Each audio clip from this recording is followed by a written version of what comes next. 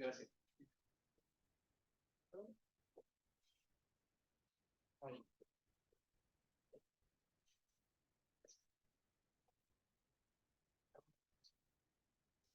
Ya. Bueno, bienvenidos a la sexta sesión del seminario de Magíster. En esta oportunidad tenemos a tres expositores, Jennifer Muñoz, David Cifuentes y Antonia Labarca. Así que dejo con ustedes a Jennifer Muñoz, que nos va a hablar de reconstrucción de RHF, grafos hiperbólicos aleatorios. Así es. Buenas tardes a todos. Bueno, yo soy Jennifer. Voy a hablar un poco acerca de mi tema de tesis, que es la reconstrucción de grafos hiperbólicos aleatorios, en inglés RHG. El profesor guía es el profesor Marcos Quille y empezamos a trabajar este sábado. Bueno, la presentación tiene una estructura bastante natural. Voy a hablar un poco acerca del marco teórico, introducir el problema y cómo estamos desarrollando las técnicas para cumplir los objetivos. Bueno, ¿por qué estudiamos grafos hiperbólicos aleatorios? Porque este tipo de grafos exhibe propiedades que son perfectas para poder modelar las redes complejas. ¿Ya? Las redes complejas simplemente pueden pensarse como una estructura de nodos, donde van a estar conectados estos nodos entre sí, pero estas conexiones no van a ser triviales. Ya pueden ser por relaciones no lineales, aleatorias, por agrupamientos, etc. Entre los más destacados está Internet, como ejemplo de redes complejas, Internet, sistemas de transporte, redes sociales, redes eléctricas, red de interacción biológica.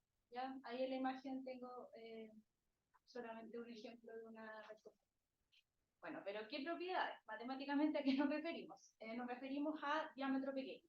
¿Qué quiere decir esto? Que cualquier par de nodos van a estar a una distancia pequeña entre sí. Si lo vemos desde el punto de vista de redes sociales, quiere decir que, por ejemplo, dos personas, cualquier par de personas en el mundo van a estar conectadas a través de no tantas personas. ¿Ya? Por ejemplo, el coeficiente de clusterización grande hace referencia al grado de conectividad entre los vecinos. Es decir, si tenemos, por ejemplo, un nodo en particular y este tiene dos vecinos, esos dos vecinos deberían estar conectados entre sí de acuerdo a que estamos diciendo que tienen un coeficiente alto. ¿Ok? La distribución de grados según ley de potencia, bueno, el grado es la cantidad de vecinos que va a tener un vértice. Entonces esto nos dice que a medida que nosotros nos alejamos del origen, aumentamos el radio, el grado de los vecinos va a aumentar. Perdón, va a disminuir. En términos de redes sociales, esto quiere decir que las personas más influyentes van a estar al centro del modelo y el resto de las personas, la mayoría de las personas, va a estar al borde. Para representar el plano hiperbólico, que se denota como h cuadrado, utilizamos el modelo de Gans, ¿ya? Y básicamente h cuadrado lo representamos por r cuadrado. Utilizamos coordenadas polares para saber la posición de cada punto. Y en este caso, la distancia RB, que va a ser una de las coordenadas de estos puntos, en vez de ser la distancia euclidiana, va a ser la distancia hiperbólica, ya que se define a partir de la ley de cosenos hiperbólicos, que no la puse porque no valía la pena, pero por ejemplo, para que se haga una idea, un triángulo en este tipo de geometría se vería de esa forma. ¿Ok? Bueno, para poder definir un grafo hiperbólico aleatorio necesitamos ciertos parámetros, por ejemplo, un número natural, n, una constante nu positiva, un alfa que va entre un medio a 1. Esto podrían ser otros valores, pero estos son como los valores que exhiben esas buenas propiedades que les mencioné al comienzo. Y nosotros vamos a definir el grafo en un disco de radio R, y ese radio R va a ser de esta forma logarítmica en función de n y el conjunto de vértices, la cantidad de vértices va a distribuir como una variable aleatoria Poisson de parámetro n. ¿Qué quiere decir esto? Que en promedio vamos a tener n vértices, ¿ya? No es solo n vértices, no, en promedio van a ser n vértices. Y esto es porque nos facilita ciertos cálculos, ¿ya? Esta es como la versión poissonizada de los grafos hiperbólicos aleatorios. ¿Cómo distribuye? Se distribuye el radio en este modelo, con esta fórmula que tenemos acá, que en el fondo nos dice que a medida que nosotros nos alejamos del origen, la densidad es mayor, ya que se puede observar en la imagen de ahí donde tenemos como el color rojo, quiere decir que van a haber más vértices, siempre van a tender a estar en la frontera, ¿ok? Van a ir con un alfa 0,75, no es relevante en este caso, y el teta se va a distribuir entre 0 y 2 pi, de forma uniforme. El conjunto de aristas se va a definir como en los grafos geométricos, no sé si recuerdan lo que son los grafos geométricos, que nosotros conectamos cualquier par de vértices siempre que la distancia entre ellos sea menor o igual a r. Ya r grande en este caso, pero ahora, igual que antes, con la distancia hiperbólica. ¿Ya? Entonces, los vecinos de cualquier vértice, ¿dónde van a estar esencialmente? O sea, ¿dónde van a estar? En la bola centrada a ese radio de ese vértice de radio r grande. Bueno, acá voy a mencionar otra función que es la función θr, que define el máximo ángulo que pueden tener dos vértices de forma que sigan conectados, es decir, que la distancia hiperbólica sea menor o igual a r. Aquí sí puse la fórmula, esta que tenemos acá, que como les dije tenía seno hiperbólico, coseno hiperbólico, y bueno, acá estudiando el crecimiento de las funciones, estas funciones decrecientes, ¿ya? Y me tienen que creer que está, está conectada con la medida de la bola, ¿ok? Entonces, si esta función es decreciente y está conectada con la medida de la bola de radio R grande, cuando nosotros tenemos que está centrada a un radio mayor, la medida de la bola es menor. Funciona al revés. Y acá en la imagen se puede ver.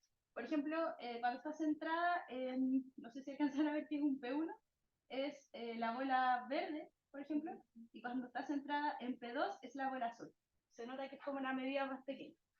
Eso es importante. Ya. Ahora, el planteamiento del problema, tenemos un grafo hiperbólico aleatorio y tenemos acceso a un oráculo de distancia entre cada par de vértices, y nosotros queremos determinar el conjunto de arcos con el mínimo de consultas posibles a este oráculo. Ahora bien, la motivación fue esencialmente un paper de Matthew y Zhou. Ellos trabajan en la reconstrucción de grafos, pero no en grafos hiperbólicos aleatorios, ¿ya? En sí, la reconstrucción nos sirve para obtener imágenes de topología de redes. En este caso nos serviría para redes complejas, sería muy bueno. Algunos de los ejemplos que a mí más me llamaron la atención de estos estudios que ya existen, pero que no son de grafo hiperbólico, es la reconstrucción de árboles evolutivos, la secuenciación del ADN, la reconstrucción de una curva o red de carretera. ¿Okay? El objetivo de la tesis va a ser determinar con qué precisión y complejidad es posible realizar la reconstrucción de grafos hiperbólicos aleatorios, y en particular este semestre nos propusimos hacerlo en un disco de un radio conveniente, y les voy a seguir hablando de eso en la siguiente parte.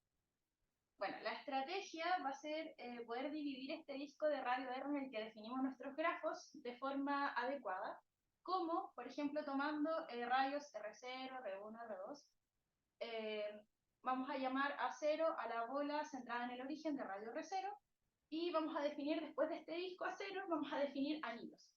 ¿Ok? Estos anillos van a ser de radio R0 y, perdón, RI y RI más 1. También vamos a definir un N0 que va a ser una constante, un número entero, y va a ser en el que vamos a particionar nuestro primer disco a 0, y después nuestros anillos, que serían después, también los vamos a particionar, pero cada vez en el doble de secciones que teníamos en la parte previa. Voy a mostrar un dibujo para que se entienda mejor. Con respecto a la elección de los RI, lo que nos importa es que todos los puntos que estén en cada celda estén a distancia lo más R entre sí, o sea, que sean vecinos. A esto me refería. ¿Ya? Aquí hay un ejemplo con, si es que tomamos N0 igual a 4, ya primero dividimos en 4 y después cada parte se va dividiendo en 2 y los RI van disminuyendo. Entonces, el objetivo del semestre, como ya lo adelanté, es primero determinar los vértices que van a estar en un disco A0, donde ese radio va a estar en ese intervalo que tenemos ahí.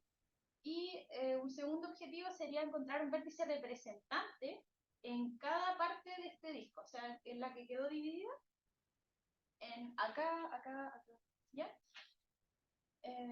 Entonces el paso 1 sería, claro, encontrarlos ahí, pero ¿cómo lo hacemos? La idea sería encontrar primero m vértices, con m supuestamente, perdón, con m probablemente orden logaritmo de n, en este radio, ya en este anillo con radios r menos r0 y r menos r0 más epsilon, ya un epsilon chiquitito. Primero recordar que nosotros tenemos un oráculo, ya un oráculo de distancia. Si tenemos un oráculo de distancia, podemos determinar el grado de cualquier vértice. ¿Cuánto nos cuesta eso? Orden n. ¿Es muy bueno? No. Entonces la idea es hacer la menor cantidad de consultas como de grados posible. Entonces hasta el momento, como primer acercamiento que tenemos para realizar este paso es el siguiente. Primero buscamos un primer buen vértice que esté entre el radio, esté entre el radio R menos R0, que en mi dibujo sería esto de acá, y la línea punteada, ya que viene siendo como R menos logaritmo de R, porque después de esta zona como que las cosas son un poco inciertas cómo funcionan, es un sector que preferimos dejar aparte. Entonces, nosotros muestreamos vértices aleatoriamente, y ¿cómo podemos saber dónde va a estar? ¿Ya? Lo vamos a saber a través del grado. Lo vamos a saber a través del grado promedio. ¿Ya? Como les dije, las cosas funcionan al revés de cómo uno pensaría. Entonces, nosotros en realidad pedimos que este vértice, el primer vértice que estamos buscando, tenga un grado promedio mayor al que hay en esta zona y menor al que hay en esta zona. Es como al revés, como que pedimos que sea mayor al que tendría un vértice en el radio más grande y menor al vértice que tendría, al grado promedio que tendría un vértice del radio más pequeño. ¿Ok? Entonces, ya, muestreamos, si es que no funciona, seguimos muestreando, ¿ya? Hasta que encontramos un primer buen vértice, que en este caso sería el W sub 0. Después, en vez de seguir muestreando desde todos los vértices, muestreamos los vecinos de ese vértice, ¿ya? Y pedimos la misma condición, pero ahora que esté con el grado promedio mayor a este y menor a este, ¿ya? Y estos anillos que nosotros empezamos a tomar acá son de ancho 1, ¿ya? Y así hasta encontrar lo que nosotros queremos, que va a ser un vértice en ese anillo, ya de radios R menos R0 y R menos R0 más S, ¿ok? Y ese sería el vértice que tenemos acá en amarillo, que es U sub I, y lo hacemos eso M veces, ¿ya? Después de eso, la idea es, aquí hice como una ilustración de los vértices que encontramos, la idea es intersectar las vecindades, ¿ya? Como les dije, la vecindad va a ser los vértices que están adentro de las bolas centradas en esos radios, y probamos que con probabilidad muy muy pequeña van a haber vértices fuera de estas intersecciones. Aquí solamente intersecté dos bolas, pero era para que se visualizara un poco mejor, ¿sí? Tenemos un algoritmo también para esto, pero siento que no valía la pena poner todo en una presentación que es más bien de carácter divulgativo. Después de eso, el siguiente paso, ¿cierto?, era poder encontrar vértices representantes en las celdas que quedó divididas a sub 0. ¿Ya? Para esto, como les decía, los vértices siempre tienden a estar en los bordes. ¿Ya? Entonces aquí la mayoría de los vértices de A sub 0 van a tender a estar lo más posible en los extremos. ¿Ya? Entonces si vamos a tener vértices, como ya tenemos a 0, vamos a poder mostrar vértices ahora en este anillo, ya en el de radio R0 menos epsilon y R0. ¿Okay? O sea, un poquito más hacia adentro del borde del disco. Y tenemos también una fórmula para calcular la medida entre dos bolas, entre la intersección de las bolas de dos vértices, ¿ya? Y lo interesante es que esta fórmula conecta con el ángulo de esos dos vértices. Entonces, nosotros también sabemos, a partir de M0, y porque sabemos que esto, por ejemplo, 2pi, en cuánto ángulo va a tener cada celda, ¿cierto? Entonces, a partir de eso, la idea es poder conectar y poder encontrar cada vértice representado. Esta parte todavía nos falta, pero al menos ya tenemos como la fórmula de la intersección de medidas, que era como lo más difícil, probablemente. Eso, y ahora el objetivo sería como poder seguir extendiendo la reconstrucción hacia los siguientes anillos a partir del anillo anterior, ¿ya? También nosotros queremos mejorar como la forma en que hacemos este primer paso, como para que sean menos consultas, porque como les dije, saber el grado es orden N. Entonces, hasta el momento no es tan buena la cota, se puede hacer, ya, pero no es lo ideal. Nuestra idea es tener orden n log n para este primer paso. Y ahora estamos trabajando como en otra idea, que probablemente va a tener buenos resultados, así que esperemos que todo se haga bien. Eso, no sé si si hay dudas, aquí les dejé una imagen de la mona en un gráfico hiperbólico aleatorio. Eso. Gracias.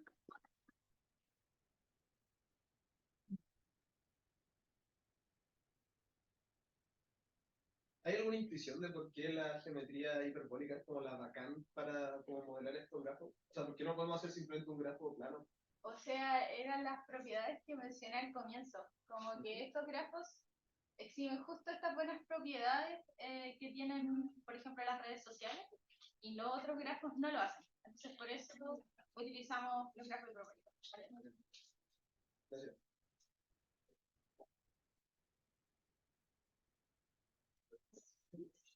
Ah, que en la parte de... No me quedó muy claro cuál es la idea de hacer esa división de los anillos. Digo, ¿esto para...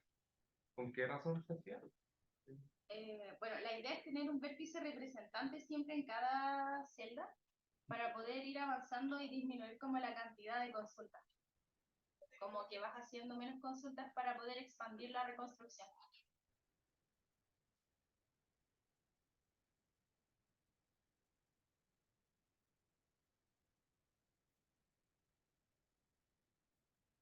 Bueno, si no hay más preguntas, agradecemos a Jenny de nuevo.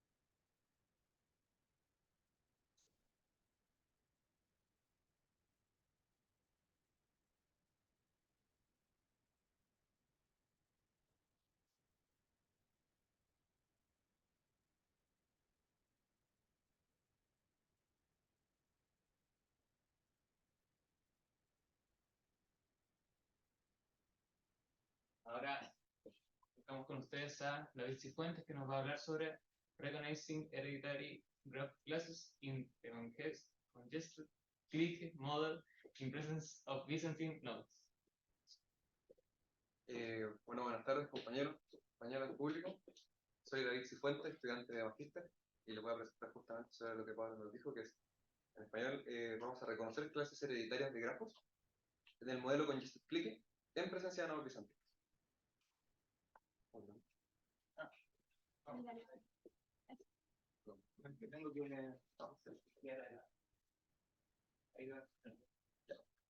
Bueno, la presentación va a estar distribuida de una forma también muy típica. En primer lugar, quiero hablar de qué es la computación distribuida, dar una idea muy por encima, porque esto es una materia un área que la verdad no se presenta mucho en el DIR, casi no hay un solo ramo y la mayoría no lo toma.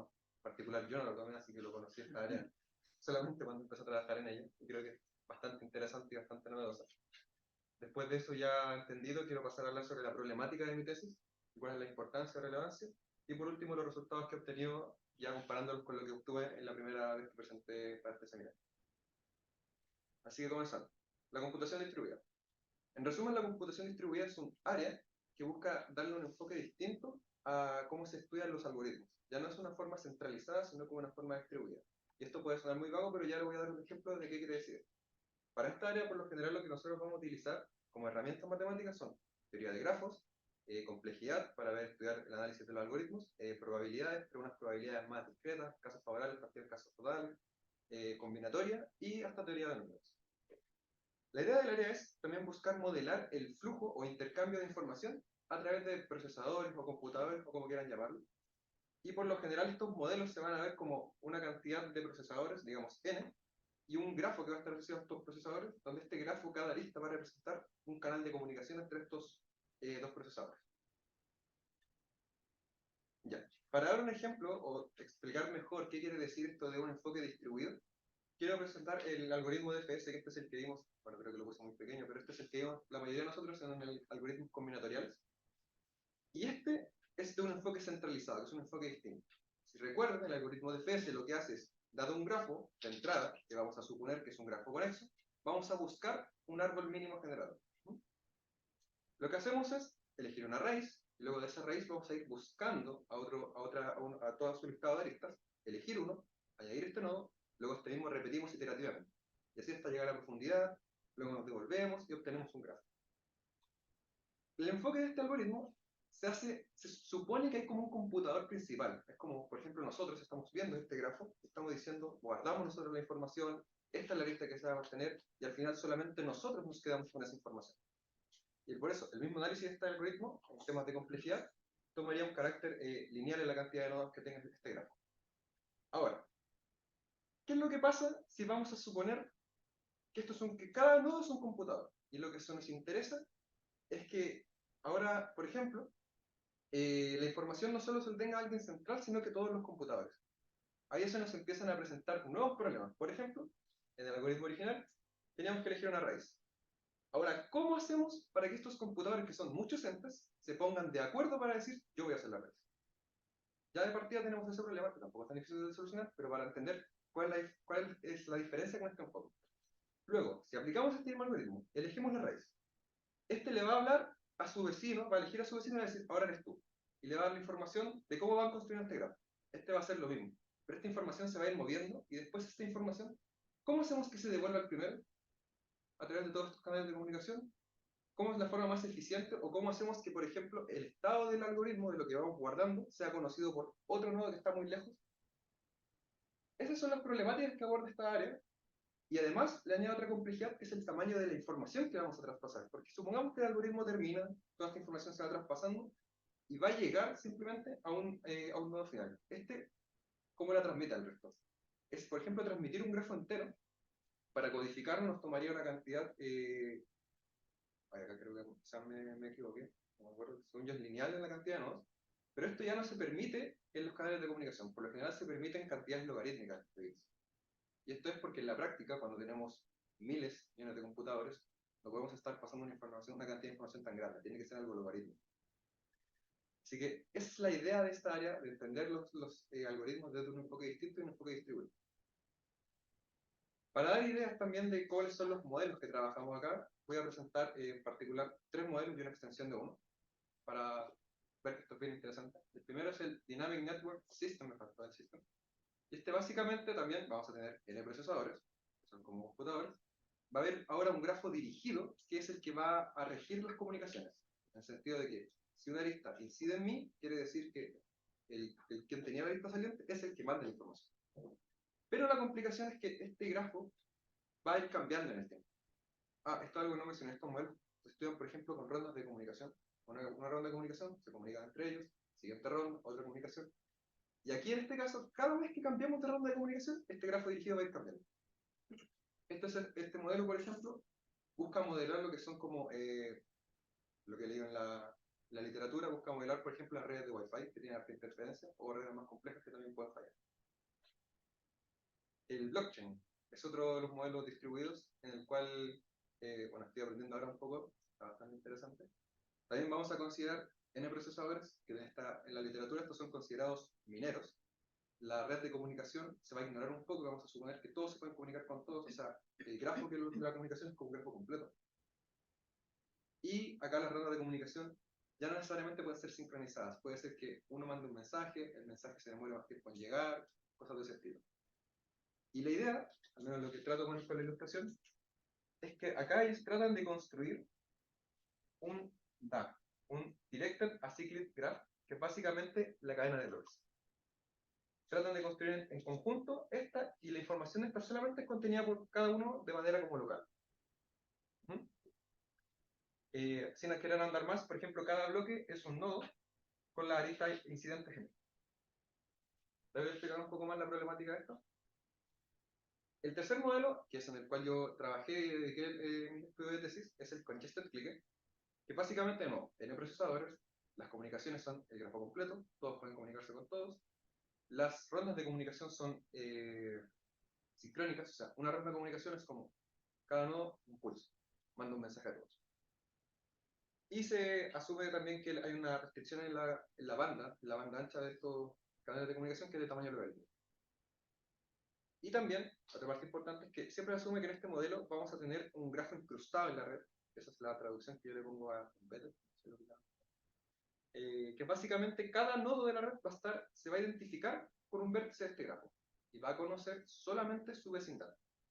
En el sentido de que, por ejemplo, este nodo solamente sabe que es vecino de este y de este de acá. Pero no sabe cuál es la vecindad de este nodo de acá. Sabe que existen, pero no sabe cómo se conectan. Y la extensión, que es el modelo broadcast, con extensiones como, le vamos a añadir una nueva restricción al congestion. Yo dije acá, cada uno podía mandar un mensaje en la ronda de comunicación al resto. Ahora vamos a suponer que este mensaje tiene que ser el mismo. Si yo me quiero comunicar en esa ronda, el mensaje que mande debe ser el mismo para todos. ¿Y por qué lo puse, a pesar de que no lo trabajo tanto? Es porque esa pequeña restricción ya hace imposible, por ejemplo, los resultados que tengo. En el modelo broadcast ya no se pueden estos resultados, al menos en los tiempos que conseguí. El tamaño es tiempo por logaritmo. Ya no se puede. Y de hecho, tenemos la intuición de que es demostrable, no lo hemos hecho, pero de que simplemente no se puede. O sea, puede demostrar que es imposible hacer. Bueno, los problemas de interés en estos modelos, en el primer caso, el DNS, que era es, por ejemplo, imaginemos que queremos ponernos de acuerdo. Hay un nodo que quiere transmitir una información. ¿Cómo hacemos o cuántas rondas nos va a tomar? ¿Qué familias de grafos dirigidos son las que nos sirven? ¿Qué propiedades debe tener esta familia de grafos dirigidos? Esas son preguntas que se pueden hacer de cómo podemos hacer para ponernos de acuerdo. Es que al final todos los nodos tengamos la misma información. En el blockchain es crear un DAG de interés. Este es el DAG, como ya mencionado antes. Y actualmente el blockchain solamente sirve para, entiendo yo, especular. Por ejemplo, el Bitcoin y Ethereum, ellos utilizan modelos de blockchain que básicamente los mineros están construyendo esta cadena de bloques. Pero solo sirve para especular porque, pues, al menos como está la tecnología actualmente, se da para que muchos de estos procesadores, que son al final personas, se generen, por ejemplo, estas granjas de minería y al final abusen del sistema. Que esas cosas de abusar del sistema no se puedan hacer, es lo que se me refiero con hacer un DAG de interés. De hecho, por ejemplo, ahora estaba leyendo un paper en el cual, con teoría de juegos, buscan construir una forma de que este blockchain que se va a ir creando, en efecto, sea como una red. Porque si no, acá, por ejemplo, pueden crear bloques. Esto no lo mencioné. Crear bloques quiere decir como añadir. Yo voy a añadir un nodo y voy a conectar algunos. Eso es crear un bloque. Y acá, cuando tú creas un bloque, recibes una recompensa. Entonces, hay algunos que, por ejemplo, pueden crear ramificación. Cosas así no son de interés y hacen que se dé para la especulación. Esta tecnología yo creo que es muy útil y cuando se pueda conseguir algo de verdad útil y que sirva, de verdad yo creo que a mí me vendieron la bomba al menos de que va a revolucionar un poco la tecnología en cómo se hacen las transacciones en el mundo. Y por último, en el que trabajo yo, es testar las propiedades del grafo G que tenemos encontrado. Bueno, ¿cómo se mide la complejidad de los algoritmos distribuidos? En el algoritmo, por ejemplo, de DFS, lo que hacíamos es ver como cuántos pasos o rondas, cuántos pasos iba a tomar este algoritmo, tamaño lineal. En este caso, lo que nosotros hacemos para medir la complejidad de un algoritmo distribuido es la cantidad de rondas de comunicación que necesitamos para que el algoritmo finalice. Y acá, en vista de este enfoque, es algo importante esta observación. Esto dice que el tiempo que se demora en computar un nodo, la red, por ejemplo, calcúlame esta función. Lo que se demora en computar eso, no lo vamos a contabilizar.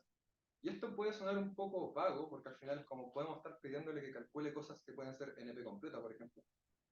Pero, ya con el avance de la tecnología actualmente, los procesadores, los computadores actuales son tan rápidos que esa brecha, o sea, la eficiencia que se puede conseguir en esos algoritmos, que sigue siendo bastante interés, ya nos interesa mucho y lo que se complejiza realmente es cómo hacemos que las comunicaciones entre todos los computadores que tenemos alrededor del mundo, todas las bases de datos, todos los celulares, funcionen de manera más rápida. Y aquí quizás estaré diciendo algunas mentiras, pero por ejemplo tengo entendido que el computador cuántico ya existe, no sé si alguien me lo menciona. Entonces ya como que esa brecha entre lo que nos interesa, que sean algoritmos rápidos, para el cómputo interno, no nos va interesando mucho. Eventualmente ya es algo que se va a quedar atrás. Y bueno, ahora ya pasando a cuál es la problemática de mi tesis. Dado que nosotros estamos trabajando de modelo con GST, vamos a tener un grafo de entrada, que va a estar incrustado en la red. El objetivo, o la idea principal, es el reconocimiento de grafos. Esta tarea significa que vamos a tener una familia de grafos de interés, que yo le denoto como G cuántica, y lo que queremos saber es si este grafo de entrada pertenece o no a esa familia de interés. Por eso el input, el grafo incrustado, cada nodo va a conocer los identificadores del otro, cada nodo de la red se va a identificar con un vértice de este grafo, y cada nodo va a conocer solamente las la vecindad respectiva del vértice con el que se identifica. Y el output es verdadero, que va a significar que cada nodo de la red acepta si es que eventualmente este grafo que estaba incrustado en la red pertenece a esta familia de interés, o rechazar significa que alguno, al menos uno, de estos nodos de la red considere que no pertenece a esta familia. Esa es la instancia de rechazo. ¿Y por qué sirve esta instancia de rechazo? Porque basta con que uno lo sepa, y luego en una ronda de comunicación le avisa al resto. Y todos saben. De hecho, es equivalente, podemos como cambiarlo. El rechazar puede ser todos rechazan y el aceptar que basta con uno aceptar. Ahora, esta pregunta, el reconocimiento de grafos, ya es algo que está demasiado estudiado, se sabe muy bien, muchos resultados. De hecho, se saben cosas más potentes que la reconstrucción de grafos, como mencionaba en grafos más simples, no hiperbólicos. Ya se sabe, ya tenemos los resultados. Entonces, ¿qué es lo que interesa? Los nodos bizantinos. Los nodos bizantinos son un nuevo ingrediente en esta receta que básicamente, ahora vamos a suponer que hay procesadores, hay computadores que pueden actuar de manera arbitraria y hasta maliciosa. ¿Eso qué quiere decir? Estos nodos pueden ignorar todos los protocolos, algoritmos que le digamos que ejecutan, tienen poder computacional ilimitado, van a tener conocimiento de los estados de los otros nodos con esto, y las acciones que estos van a realizar, pueden enviarle información falsa o simplemente omitir información. Al final vamos a sumar como el peor caso y tienen poder absoluto, pueden hacer lo que quieran. Ese es el nuevo ingrediente que vamos a añadir a este problema, y ya con eso, la problemática del reconocimiento se complejiza. De hecho, ya es imposible, por ejemplo, reconocer grafos solo con dos nodos bizantinos de la red. En este caso, en este ejemplo voy a decir, tratemos de reconocer cuando la familia de grafos de interés son los árboles. Este es el grafo incrustado que se inicia en la red. Acá no puse todas las comunicaciones que hay, pero imaginemos que todos se pueden comunicar con todo. Pero este es el grafo incrustado en la red. Y los dos nodos rojos son los nodos bizantinos. Claramente este grafo es un árbol, se debe aceptar. Sin embargo, los nodos bizantinos tienen el poder de decir, en el algoritmo, pueden pasar la información de que ellos son vecinos. Y listo, esta instancia debería rechazar el algoritmo. Y el problema es que nunca vamos a saber quiénes son los nodos bizantinos. Y no hay forma de saber. Se necesitarían hipótesis más fuertes sobre este modelo para poder saberlo. De hecho, en la presentación, los que hayan ido a la presentación de la primera, uno de los pequeños resultados que saqué al principio es que encontré una forma de reconocer nodos bizantinos. Lo malo es que también demostré que esa cota necesita ciertas hipótesis sobre estos grafos. Y si no se cumplen esas hipótesis, también demostré que es imposible reconocerlos. Entonces ya esta problemática, por ejemplo, está en ese aspecto de que es imposible hacer. Entonces, dado que es imposible y queremos igual intentar reconocer, tenemos que relajar un poco el problema. ¿Cómo lo relajamos?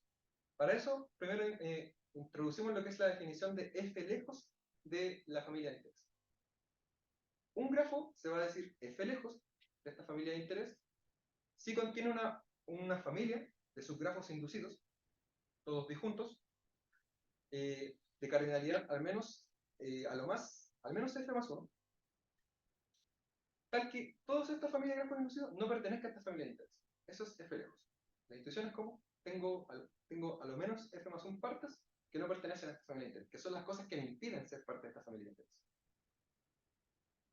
Y por ende, ahora ya con esta definición, lo que vamos a tratar de reconocer es si el grafo de entrada a la red pertenece a esta familia de interés o pertenece o es f lejos para el menor f posible. Eso es lo que queremos reconocer. Y este dibujo está malo. Vamos a saltar. Ya me equivoqué, pero ahí está el... Voy a dar un ejemplo de cuál es la intuición de... Disculpa a los que están en el Zoom, si es que no se llama qué. No sé nada. No se ve nada. Ahí todo el equipo... Bueno. Digamos que esta es la familia de interés G. Y acá están por ejemplo, los cero lejos. Los cero lejos contienen los uno lejos. Sí, es. Los dos. Lo que antes se hacía en el reconocimiento era saber si estábamos acá o aquí, acá, que es fuera de G. Ahora lo que vamos a ver es si vamos a estar aquí o, digamos, por acá.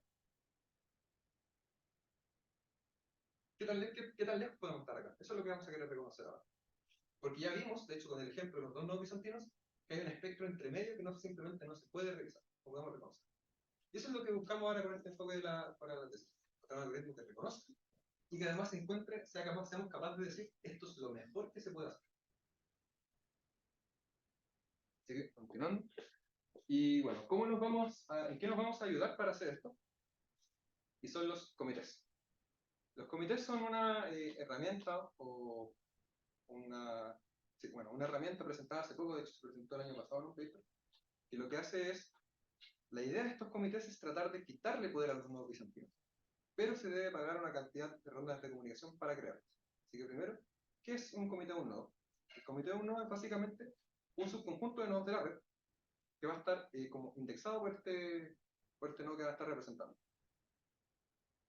Cada comité va a tener una idea de la vecindad del nodo al que representa. Esta idea no necesariamente va a ser correcta, solo va a tener una idea. Y además se pide que la mayoría de los miembros del comité sean honestos, no bizantinos. Y también, todos los miembros del comité comparten la misma información, tienen la misma visión de esta vecindad del nodo que representan. Luego, ¿qué es una estructura de comités? Una estructura de comités es al final un conjunto de comités, vamos a tener un comité por cada nodo, donde al final cada comité va a conocer la información, la opinión del otro comité. Por ejemplo, el comité de U va a saber lo que opina el comité de B sobre si son vecinos o no. Si están ambos de acuerdo, eso se va a llamar como, voy a adelantar un poco, pero eso es como una lista acordada. Y si ambos dicen que no, es una lista que no está acordada. También pueden acordar que no existe. Esa es la idea de los comités. Y va a cumplir estas propiedades importantes, a todos de acá.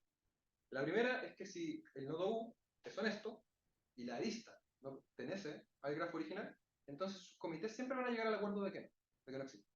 Esto nos dice que, por ejemplo, un nodo bizantino no puede engañar a su comité para que decir esta lista de verdad existe. Y si ambos son honestos, entonces los comités van a llegar al acuerdo de que sí existe la lista. En el sentido que entonces esta estructura de comités lo que hace es como recuperar al menos el grafo inducido por los nodos honestos. Eso lo vamos a conocer entre ellos perfectamente. Las aristas que nos pueden faltar son las aristas que pueden estar entre dos nodos bizantinos, entre un nodo bizantino y un honesto, por ejemplo, y también nos pueden hacer aparecer aristas. Los nodos bizantinos pueden engañar a sus comités para hacer creer que existe una arista cuando en realidad no lo hay. Esta imagen la puse, no es importante que la lean, es solamente porque acá se ve como muy en palabras, pero aquí también se puede apreciar un poco más como la formalidad matemática del paper que estamos viendo, para que no es solamente como tanto bla bla, tiene harta formalidad. Ya. Por ejemplo, esta es la red incrustada en nuestro grafo, en nuestro modelo que ya les expliqué. Tenemos tres nodos bizantinos. Esta es la instancia que queremos estudiar, la verdadera instancia. Si nos pasamos a los comités, ahora son estos cuadrados, digamos, las conexiones que van a haber, al menos en los honestos, siguen siendo las mismas. Por ejemplo, esta de acá, solo los honestos, se siguen manteniendo. Ahora, si nos fijamos en los bizantinos, entre estos dos, por ejemplo, aparece una arista que en realidad no existe. Esta de acá, que sí existía, desaparece. Esta de acá, que sí existía, se mantiene. Y esta entre un honesto y un bizantino, que sí existía, desaparece. A pesar de que hayamos perdido esa información, sigue siendo bastante útil porque ahora tenemos una forma consistente de ver, porque en algoritmos anteriores, si hubiéramos trabajado los nodos bizantinos a través de cada ronda, iban a cambiar la información. En cambio ahora los comités la información la mantienen siempre. Se arrastra a través del tiempo. Se pagan muchas rondas de comunicación, pero esta información se arrastra a través del tiempo. Y con esto salen dos definiciones. El grafo acordado y el grafo no acordado. El grafo acordado es básicamente las aristas que vamos a conseguir en este dibujo, por ejemplo, incluyendo las rojas, que son las que están entre los bizantinos, porque nosotros no sabemos que son los bizantinos. Son las aristas que se acordaron. Y el grafo no acordado, que en este caso serían todas las que desaparecieron. Que hubo un desacuerdo entre los comités. Cabe destacar que este grafo, el grafo acordado, en el paper original no se define, simplemente como que se trabaja. Esto es como una definición propia, y el grafo no acordado también es una definición propia que nace del trabajo original. Pero la gran gracia de esto es que, por ejemplo, con esto, sí logramos obtener el mejor resultado posible. Y si usamos solo esto, no se puede. También lo vemos. Ya. Para dar una idea de cómo hemos trabajado, primero vamos a reconocer los grafos K-degenerados, que son una familia hereditaria. Los grafos K-degenerados pueden entenderse como un grafo, el cual siempre va a tener un vértice de grado a lo más K. y este vértice puede ser retirado. El grafo resultante va a cumplir la misma propiedad. Va a tener un vértice de grado lo más K, puede retirarse y así, hasta obtener el grafo base. Eso es un grafo K degenerado. Estudiando solamente sobre los grafos K degenerados, tenemos el siguiente teorema, el teorema O. Esto es mucho de hablar, pero básicamente nos dice que en el modelo con que se explique, cuando tenemos una cantidad de nodos bizantinos que sea menor a un tercio, existe un algoritmo que estudia si G pertenece a los grafos K degenerados en tiempo polilogarítmico que tiene estos resultados. Acepta si G pertenece a la familia de grafos K degenerados, rechaza si G es B más B medios lejos de los grafos K degenerados, que sería B en la cardinalidad de los bizantinos, bueno, y acepta o rechaza si ninguno de los dos casos anteriores se cumple. Y aquí este algoritmo, al menos a mí cuando yo empecé a entender estos algoritmos, siento que no sirven mucho, porque al final lo que pasa, el resultado que tú tengas, tú no vas a saber si estás aceptando por esto o estás aceptando porque estás en un caso intermedio. Pero sí te da una información. Por ejemplo, si acepta, si acepta no estás acá. Porque si aceptase, no vas a estar en este lado. Acá. Si acepta, no vas a estar en este lado acá. Por otro lado, si rechazas, no vas a estar en este lado acá. Sabes que no vas a estar. Esa es como la única información que podemos rescatar. Puede que nos sean muy interesantes bajo ese aspecto, pero aún así, la gracia es que con el siguiente teorema se demuestra que es lo mejor que podemos hacer. En potencia de nodos bizantinos es lo mejor que podemos hacer. Pero aquí otro aspecto importante que no mencioné. Este estudio de los grafos K degenerados solamente lo hicimos utilizando la información que nos brindaba el grafo acordado. Solo eso. Entonces la distancia que obtuvimos es distinguir hasta B más B medios, lejos de un grafo K degenerado. ¿Y cuál es la importancia de este resultado? Que primero, encontramos una limitación a utilizar los comités tales como lo utilizaron quienes los plantearon en principio, quienes los presentaron y quienes los introdujeron. Este resultado dice que intuitivamente no es el mejor algoritmo posible, que se puede hacer cosas mejores, pero demostramos que es lo mejor que se puede hacer solo usando la información de los comités. Así se entiende la distinción. Es lo mejor posible para la información que utilizamos, pero no es el mejor algoritmo posible. Y, bueno, esto es algo para mí, como se refinaron varias técnicas de cómo se demuestran estas cosas, cómo se trabajan, que por temas divulgativos creo que no tiene mucho interés en meterse en eso, solamente los resultados. Y dar una idea de cómo funciona este algoritmo, una idea bien banal, es básicamente vamos a contar cuántos subgrafos hay.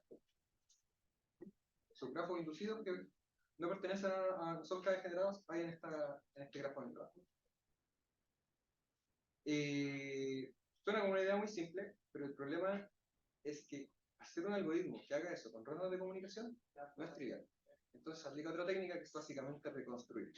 Vamos a hacer una forma de reconstruir este grafo acordado, que es decir, que cada nodo de la red conozca completamente este grafo, y luego con eso se relega como computación interna. Ya nos olvidamos de la ronda de comunicación y hacemos como esa trampa que les dije en un principio, es como algo difícil, vamos a hacer que lo computen internamente. Por eso, el esquema es básicamente creamos los comités, reconstruimos este grafo acordado, que para poder aplicar resultados de reconstrucción igual hay que demostrar varios lemas y cosas que no están en esta presentación. Y por último, computar internamente, que es contar esta familia de subgrafos inducidos que no pertenecen a la familia de grafos K degenerados. Una imagen de lo que es el algoritmo para que vean cuál es, sí que sería detrás de esto. No sé, algo tan de palabra. Y ya pasándonos al resultado importante, que es como el principal de esta tesis. Algo que no mencioné. Haciendo un contraste con lo que teníamos al menos yo para la primera seminario, tenía un resultado similar, pero era solamente para los grafos 1 degenerados, que son los árboles. Además, tampoco el algoritmo que tenía se aseguraba que era en tiempo polilogarítmico. Solamente demostraba que había un algoritmo que hacía eso. Y era porque había un algoritmo muy tonto, fuerza bruta, que no funcionaba. Entonces, en los avances, pudimos pasarnos a los grafos K degenerados y pudimos hacer que el algoritmo fuese rápido, eficiente, al menos en la escala de lo que esto sería. Y ahora sí, el último resultado, que serían las clases hereditarias. Una clase hereditaria es una familia de grafos para el cual, si tú tomas cualquiera de estos, que pertenece a la clase, y tomas cualquiera de sus subgrafos, sigue perteneciendo a la clase hereditaria. ¿Mm? Por ejemplo, los grafos acíclicos son hereditarios, los grafos K-generados son hereditarios, los grafos de intervalos son hereditarios. La cosa es que hay muchos grafos hereditarios, familia de grafos hereditarios. Y así que la gran gracia de este resultado, adelantando antes de lo que tenemos, como cuál es la importancia de este resultado, primero, nos pasamos a todas las familias hereditarias, todas. Disminuimos la distancia. Antes podíamos distinguir de ser un K degenerado, ser B más B medios, K degenerado, lejos de un K degenerado, y ahora pasamos a B. Redujimos la distancia. Y la redujimos no solo para los K degenerados, sino que para toda familia hereditaria. Y además, mantuvimos la complejidad del algoritmo, que a priori es la más mínima que podemos esperar, porque ya dado que usamos los comités, crear los comités es una complejidad polilogarítmica. Entonces, no le estamos añadiendo más complejidad de la herramienta que utilizamos. Y por último, que esto yo creo que es lo más interesante, demostramos que es imposible reducir esta distancia. Y ahora sí que sí, no depende de la información que utilizamos, simplemente no existe algoritmo que pueda distinguir algo menos. Esa es como la gran importancia de este resultado. Y bueno, el resultado es muy similar al otro. Se puede escribir como casi igual, pero cambiando los nombres de las cosas que teníamos. Ahora G puede que sea una familia hereditaria cualquiera. El resultado es el mismo. Aceptamos si G pertenece a la familia hereditaria. Rechazamos si G es lejos de esa familia hereditaria. O aceptamos o rechazamos si ninguno de los casos anteriores se cumple. La idea es que va a ser aceptar o rechazar consistente. Nuevamente, puede no parecer un resultado de interés, pero la gracia es que es lo mejor. Me demuestra que es lo mejor. Y bueno, ¿cuáles serían las conclusiones de al menos de lo que obtenemos con ese resultado? Y todo lo que vamos hasta ahora es que logramos dar con un algoritmo eficiente, logramos encontrar el mejor resultado posible. Demostramos con el primer trabajo que se hizo, que era solamente sobre grafo acordado, que la información o las definiciones que tenemos en este trabajo, que es propio de este trabajo, son muy útiles, son necesarias para obtener los mejores resultados posibles. Demostrando que, por ejemplo, si alguien más quiere meterse a investigar sobre nuevos bizantinos, el modelo que ya se explique, no solo tiene que mirar los comités como lo presentaron los del paper el año pasado, sino que también van a tener que mirar un poco lo que es el grafo de aristas no acordadas. Porque con este resultado, mira, no se podía obtener si solamente se utilizaba los demás. Aportamos más. Y además complementamos muy bien el paper original, porque el paper original, además de presentar los comités, presentaba un algoritmo similar, pero para reconocer la conexidad. La conexidad. Y la conexidad es como la propiedad importante que no es hereditaria. Esa es como la propiedad importante que no es hereditaria. Nosotros tenemos resultados para todas las hereditarias. Entonces, como que está casi todo estudiado ya. Se varió casi todo. Falta seguir estudiando cosas de no hereditarios. Y no sé qué me olvidé. Esa sería mi presentación de avances de tesis.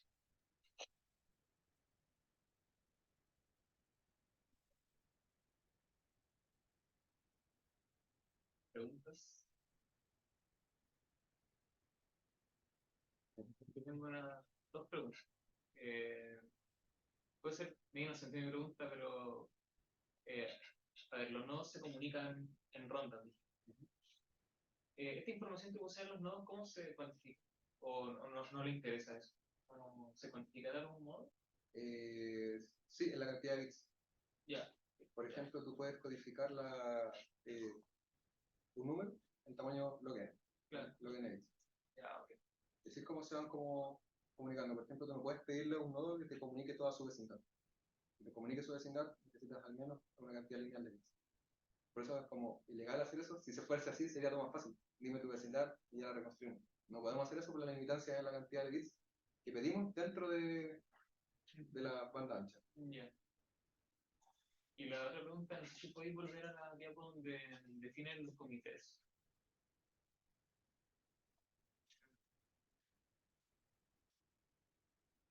A ver.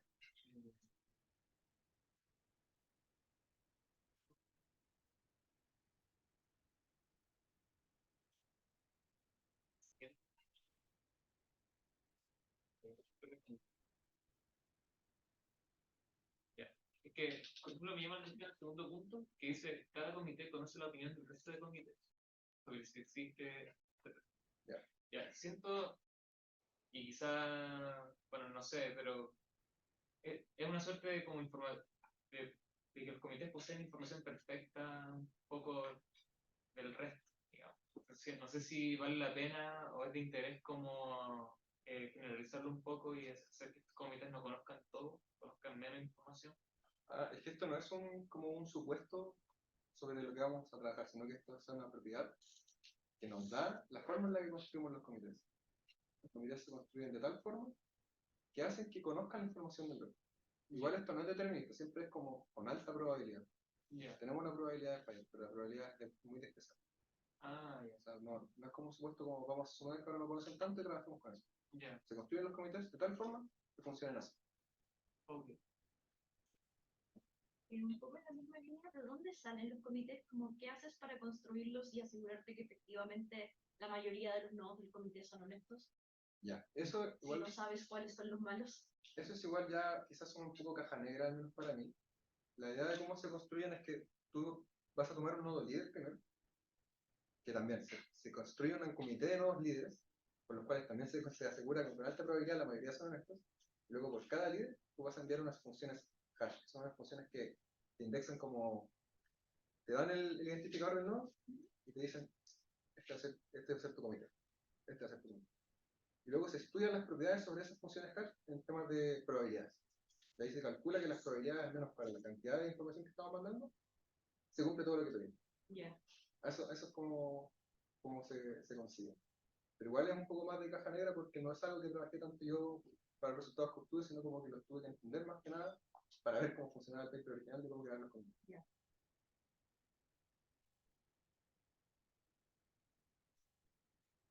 Ah, si no hay más preguntas, agradezcamos a David, pero no.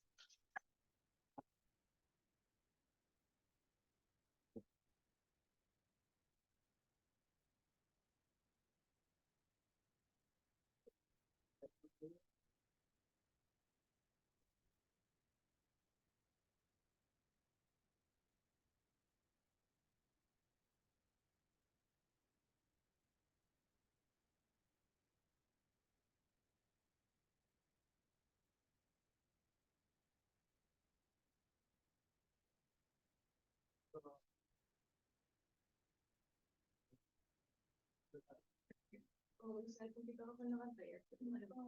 Ahí debería funcionar. Ah, Bueno, entonces vamos con la última presentación de hoy, de Antonia Labarca, que nos va a hablar sobre palabras cuasi aleatorias y límites de palabras. eh, bueno, hola. Les voy a hablar un poco de más que nada como la información previa de lo que viene siendo mi trabajo de tesis, que no partióse tanto, así que no tengo como muchos resultados ni nada. Y esto vendría siendo uno sobre palabras cuasi aleatorias y límites de palabras, que es un concepto más o menos nuevo.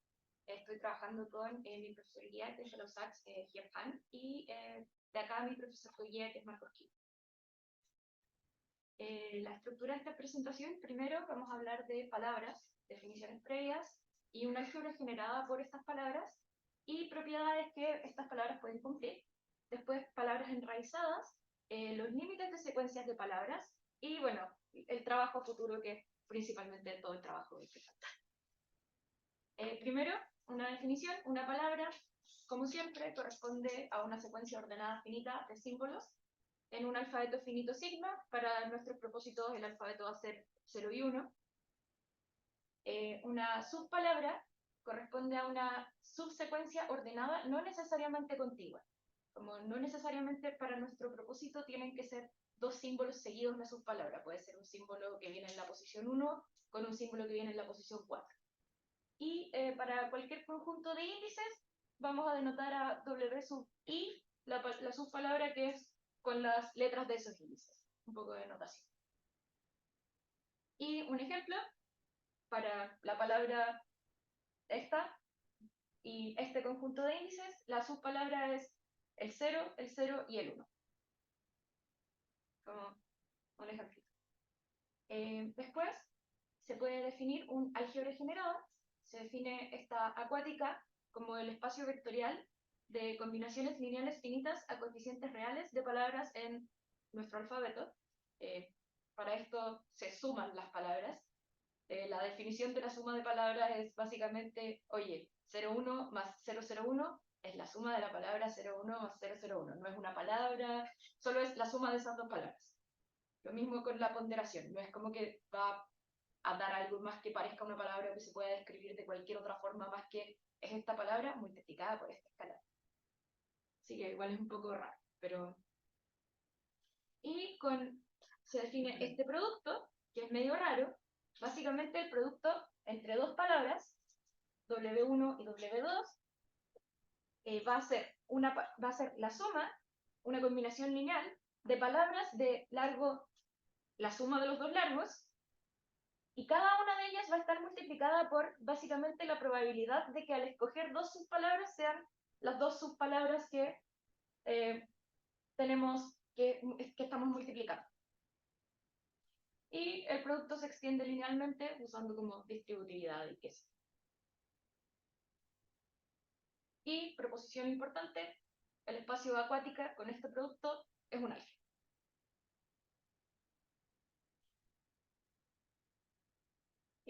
Después vienen estas propiedades de epsilon uniformidad y propiedad de conteo.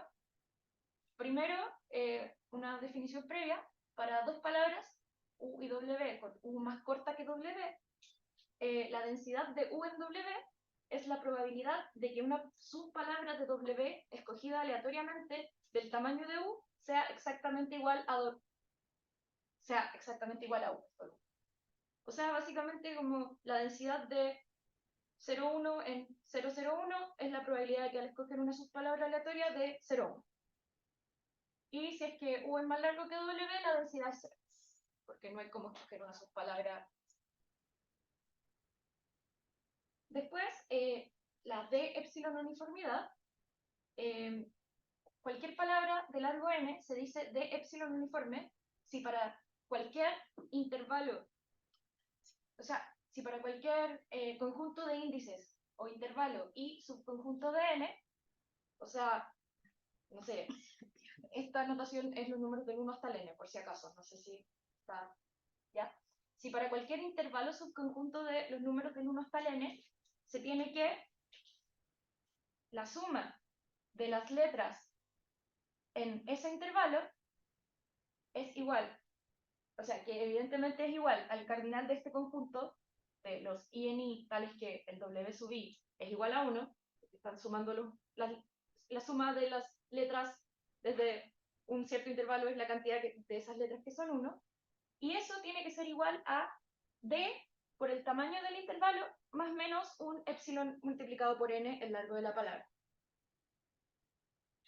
¿Sí? Básicamente es que en todos los intervalos la cantidad de unos sea más o menos parecida.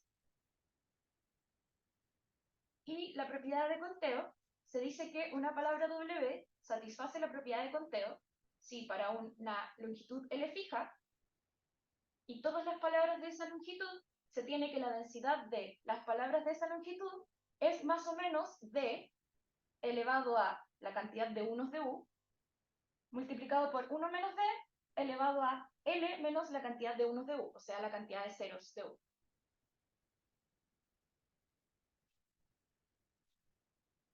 Y un teorema que fue probado por Han, Kiwi y Pavés es que para todo epsilon mayor a 0 y D en el rango 0,1 y cualquier largo posible en los naturales, existe un n sub 0, tal que para todo n mayor a n sub 0 se tiene que, si W, una palabra de largo n, es de epsilon uniforme, entonces para cada u, además, se tiene la propiedad de conteo para ese mismo valor de D.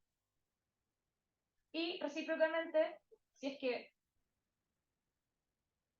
se tiene la propiedad de, si es que se tiene esto, que es básicamente la propiedad de conteo, entonces, y esto es para las palabras de largo 3, o sea, con tener conteo para las palabras de largo 3, se tiene al tiro uniformidad.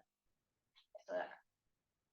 Con, bueno, esos coeficientes que son más o menos feos, pero se tiene.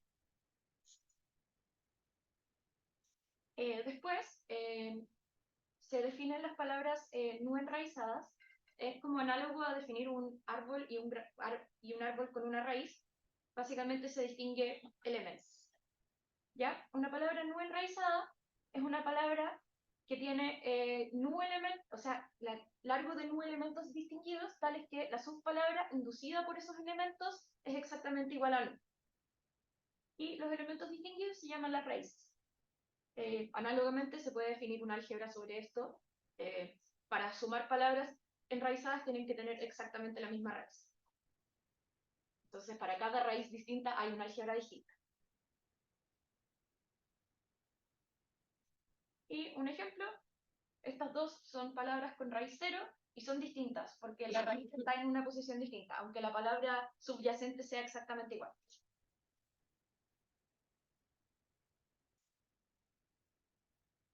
Y, bueno, teniendo palabras enraizadas, se define este operador que básicamente desenraiza las palabras.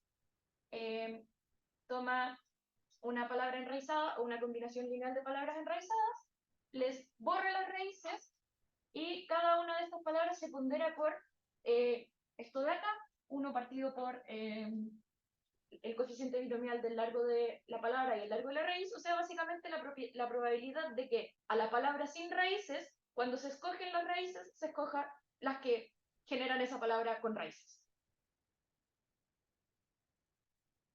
Un ejemplo, acá esto es un cuarto porque hay un cuarto de probabilidades de escoger justo este 1, y acá es un medio porque hay un medio de probabilidades de escoger justo este 1. Bueno, yo no le puse el nombre. Ya, un one es una función medible que va de el intervalo 0,1 y un bit 0,1 en el intervalo 0,1, tal que al sumar la función restringida al 0 y la función restringida al 1 en la segunda coordenada da 1. Teniendo un one, se puede generar una palabra phi aleatoria de largo k, básicamente escogiendo k puntos en este dominio según la medida del...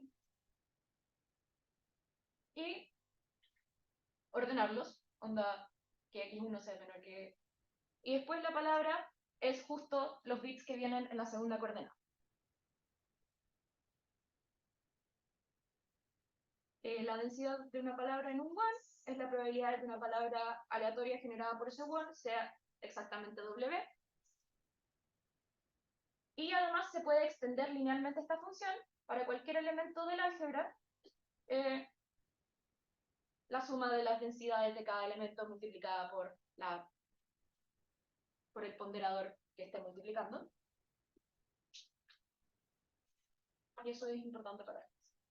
Después, una secuencia de palabras se dice convergente si es que sus largos tienden a infinito, o sea, son palabras cada vez más largas, y además, para cualquier u, en cualquier otra palabra u, existe el límite de la densidad de u en W sub n. O sea que esta densidad de u en W sub n converge a algo. Si se tiene una secuencia convergente de palabras, entonces existe un único one que es su límite, o sea que la secuencia de los límites de las densidades converge a la densidad en el one, y bueno, se dice que es el límite. Y además, teniendo un one, se puede generar una secuencia de palabras de largo creciente que converja a ese one, básicamente tomando largos cada vez más largos y generando las palabras aleatoriamente. Eso converge casi seguramente.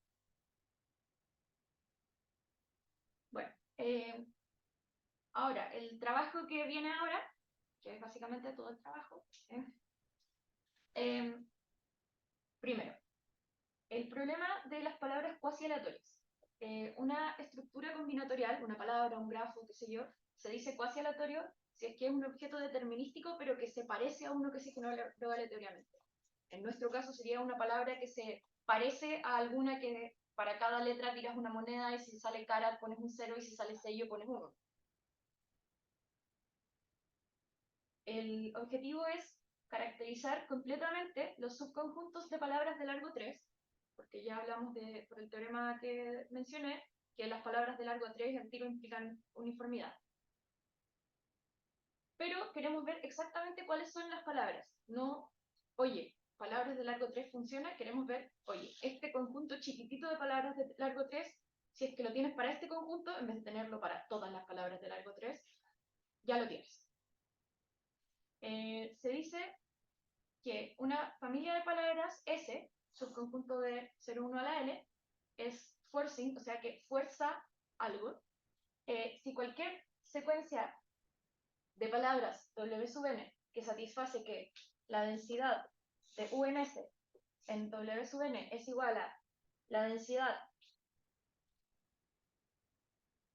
de, o sea, es igual a la suma para estos mismos UNS de el D a la elevado a la cantidad de unos en U multiplicado por 1 menos D elevado a la cantidad de ceros en U más una chica de 1, o sea, algo que se va a 0 cuando n tiende a infinito.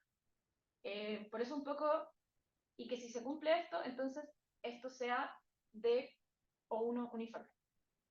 Queremos encontrar las familias S que sean lo más chicas posibles y minimales que cumplan esta propiedad. Si se fijan, es básicamente restringir lo de delta, o sea, lo de epsilon uniforme, pero para específicamente un conjunto U de palabras en vez de todas las palabras. La misma suma. Y por eso también queremos hablar de límites de palabras, porque este O de 1 se va a 0 cuando n tiende a infinito, entonces estamos hablando de palabras cada vez más largas que se representan por esta función media, como se acercan cada vez más a esta función media. Y otra técnica que se quiere utilizar, bueno, es la de flag algebra. Básicamente esto consiste en que si se tiene una palabra 0 y palabras de 1 hasta el k, o elementos del álgebra, y reales A0 y, o sea, alfa 0 y alfa del 1 hasta el k, y queremos probar que para todo one tal que, si es que tal que se cumpla que la densidad o la extensión de la densidad de el W sub i para los i desde el 1 hasta el WK, o sea, es como pedir como que haya una cierta densidad de la subpalabra 0,1, por ejemplo, que sea mayor o igual que alfa i. Si es que queremos probar que para todo one tal que se tenga una densidad de estas palabras mayor o igual que un alfa i, entonces también la densidad de W0 sea mayor o igual que el alfa 0. Esto se relaciona mucho con problemas de grafos del tipo, de teoría de grafos extremal, tipo, si es que hay, no sé, una cantidad de aristas, entonces tiene que haber al menos cierta cantidad de triángulos. Es como el análogo de ese tipo de problemas.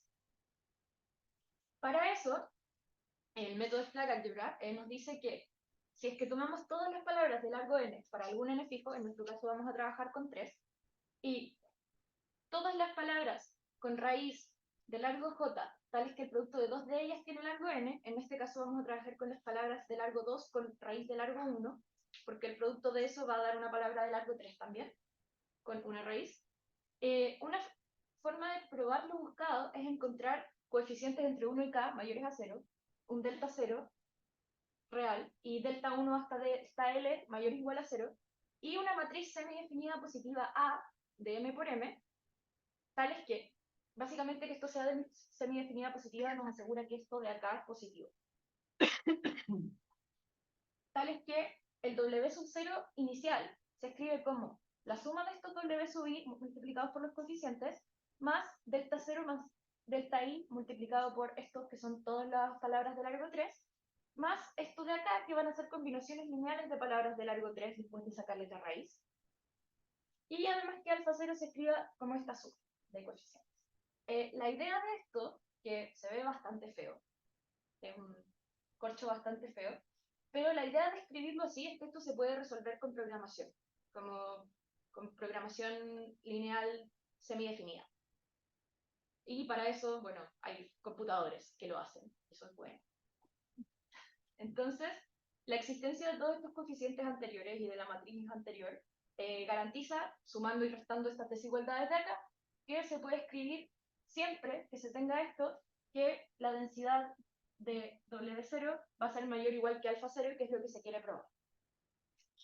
Y eso es lo que se viene ahora para el trabajo. Estamos un poco haciendo eso, hay como una matriz de 24 por 24, se pasa bien. Y eso, muchas gracias.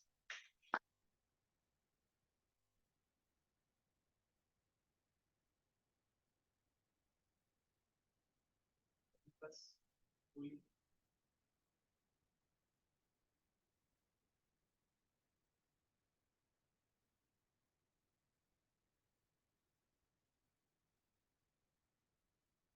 Si no hay preguntas, la una, las dos, las tres. Agradecemos a Antonio de nuevo.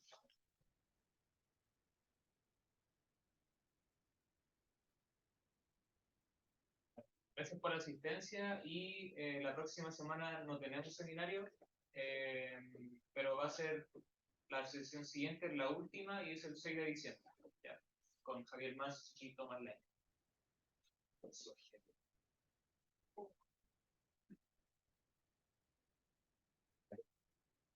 ¿Ya te algún paso?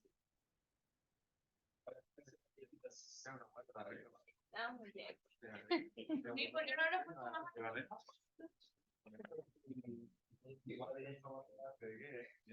Ah, sí,